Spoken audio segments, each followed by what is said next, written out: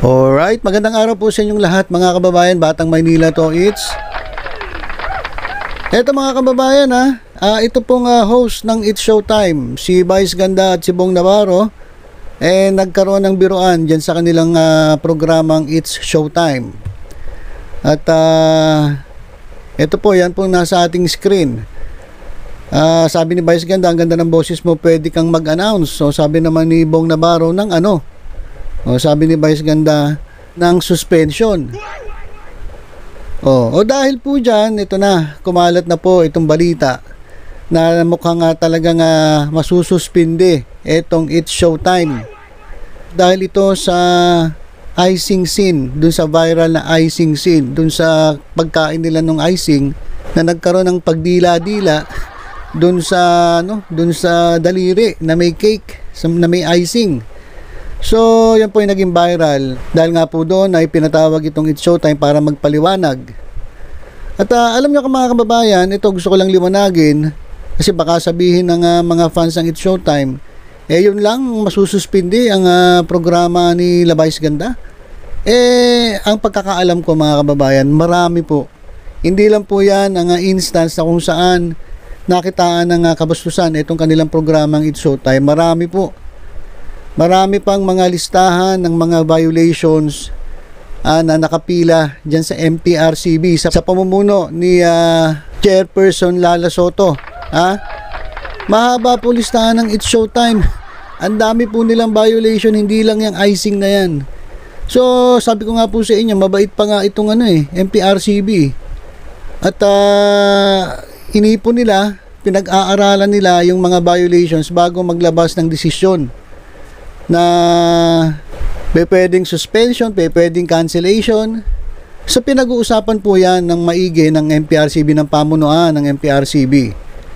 At kung lumabas man itong suspension, hindi lang ito dahil dito sa icing, dun sa viral na icing scene. Marami pa po. Alam ko hindi pa nga kasama yung vibrator So napakahaba ng listahan ng violations ng It's Showtime. At ito, kumakalat na yung balita na meron na atang suspension na inilabas ang MTRCB. At isa dyan sa mga naglabas na, hindi ko alam kung saan nakuha ni Rendon Labading ito nga balita, pero ibang klase updated itong si Tamulmul dun sa kanyang Facebook account na malapit na ring matanggal katulad ng TikTok, kasi yung TikTok na ito wala na, tinanggal na Sabi nila malapit na rin na mawala itong Facebook na ito.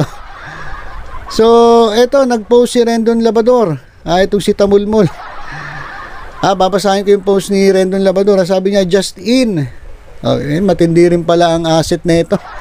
Meron din pala tong mga marites na na hindi ko alam kung hina-hire niya o talagang loyal lang dito kay Tamulmul. So sabi, just in, 12 days staycation is awarded to It's Showtime. Nanalo ang boses ng bayan. Itigil ang kahayupan sa SOCMED. Maraming salamat sa MTRCB. Super good job po sa inyong ahensya. Madam Lala Soto, salamat po sa napakagandang aksyon. Magkakasundo po tayong lahat sa pagprotekta ng kabataan laban sa mga kalaswaan. Congratulations Vice and Ion on this new milestone. Nang asar pa talaga Well, siguro akala ni Rendon Labador kaya nasuspend itong It's Showtime dahil sa kanya. Hindi nga kilala ni Madam Lala Soto Di ba nung in-interview ni Nanay Christy Permin, etong si Chairperson Lala Soto, binabanggit niya yung isang Tamulmul na vlogger.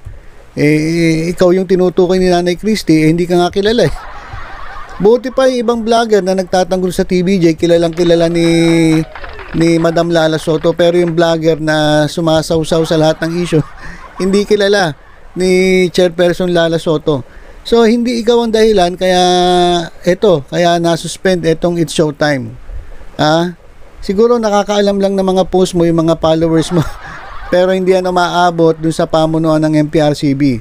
Marami lang talagang netizen ang nagpaabot ng pagka-bahala dahil nga dun sa mga ginagawa ng mga host ng It's Showtime sa kanilang programa. So nakarating yun sa MPRCB, so nireview. At ito ang tanong.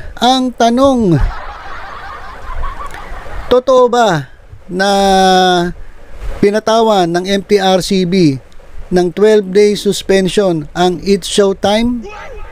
Oh. Totoo ba ang sinasabi ni Rendon na tamulmol? Ha? Na suspended etong It's Showtime?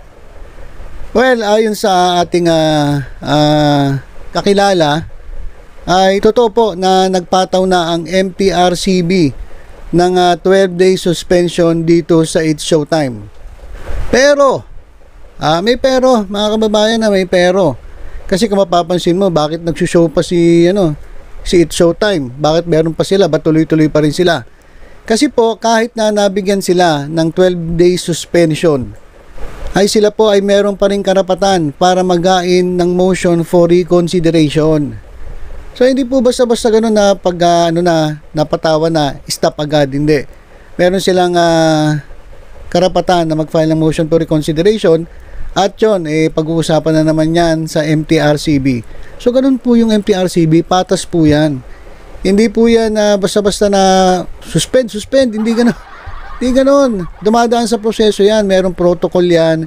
Etong mga TV shows, may karapatan kayong ipaglaban ng inyong karapatan, may karapatan kayong magpaliwanag, humingi ng reconsideration.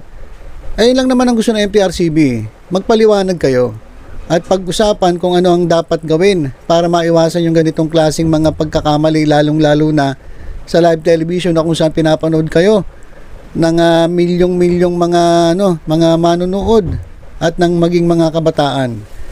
So, yun po ang update natin. Totoo po na nahabigyan na ng 12-day suspension ng MTRCB itong It's Showtime. Pero, meron pa rin po silang karapatan para magain ng motion for reconsideration.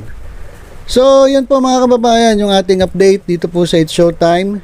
Tuwan-tuwa po si Rendon Labading dahil dito sa nabigay na suspension, pero hindi pa po yan final. Hindi pa po yan final.